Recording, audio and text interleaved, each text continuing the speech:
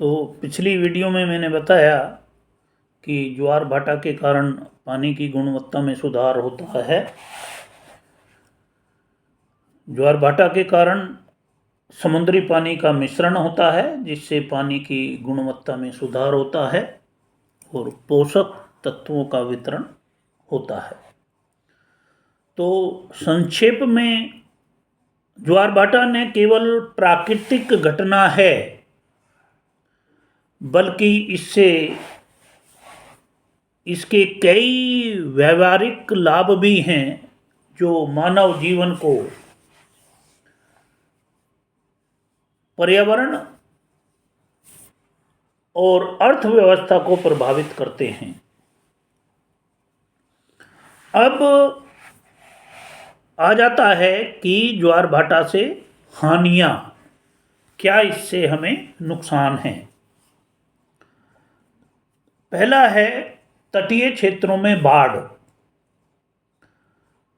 तो उच्च ज्वार के दौरान समुद्र का पानी तटीय क्षेत्रों में बाढ़ ला सकता है, जिससे फसलें, घर और बुनियादी ढांचे को नुकसान पहुंचता है, वो सारा तहस नहस हो जाता है।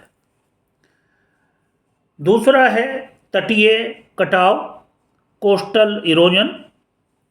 तो ज्वार भाटा के कारण तटीय क्षेत्रों की मिट्टी बह जाती है, जिससे भूमि का कटाव होता है और तटीय संरचनाएं, जो तटीय स्ट्रक्चर है, वो खतरे में पड़ जाती हैं। दूसरा, समुद्री तूफानों का खतरा। ज्वार भाटा के दौरान समुद्री तूफानों का खतरा बढ़ जाता है, जिससे तटीय क्षेत्रों में जान माल की हानि होती है। चक्रवाती तूफान। उच्च ज्वार के दौरान तूफान का प्रभाव और भी अधिक हो जाता है, जिससे व्यापक तबाही होती है। जैसे पिछले सालों में आपने साउथ में कई बार ज्वार भाटा ने काफ़ी नुकसान पहुंचाया है। तीसरा है नमक का जमाव। ज्वार भाटा के कारण तटीय क्षेत्रों में नमक का जमाव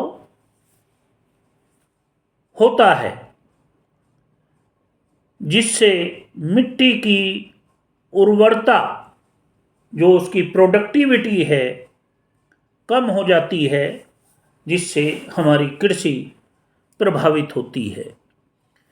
सिंचाई समस्याएं। नमक युक्त पानी के कारण सिंचाई के लिए उपलब्ध पानी की गुणवत्ता खराब हो जाती है।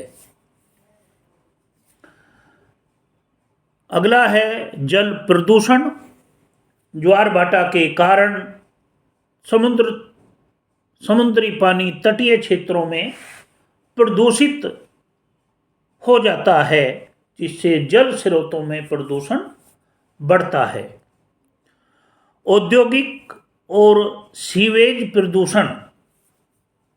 ज्वार भाटा के कारण प्रदूषित पानी तटीय क्षेत्रों में फैल जाता है, जिससे स्वास्थ्य संबंधी समस्याएं, अनेक प्रकार की बीमारी फैल जाती हैं।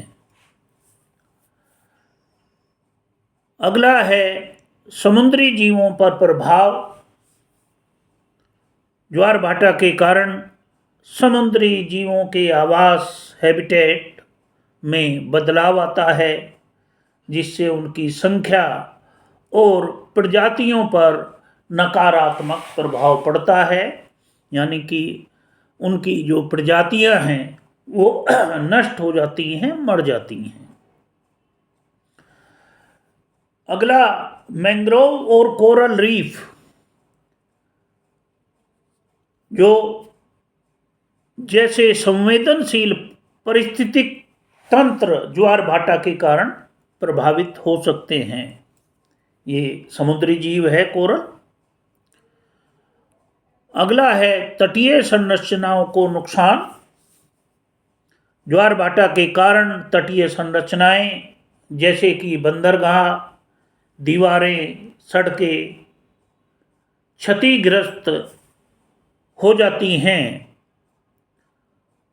तटीय सुरक्षा उपायों पर अतिरिक्त खर्च बढ़ जाता है।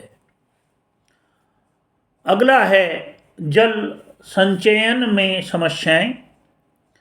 ज्वार भाटा के कारण तटीय क्षेत्रों में जल संचयन की समस्याएं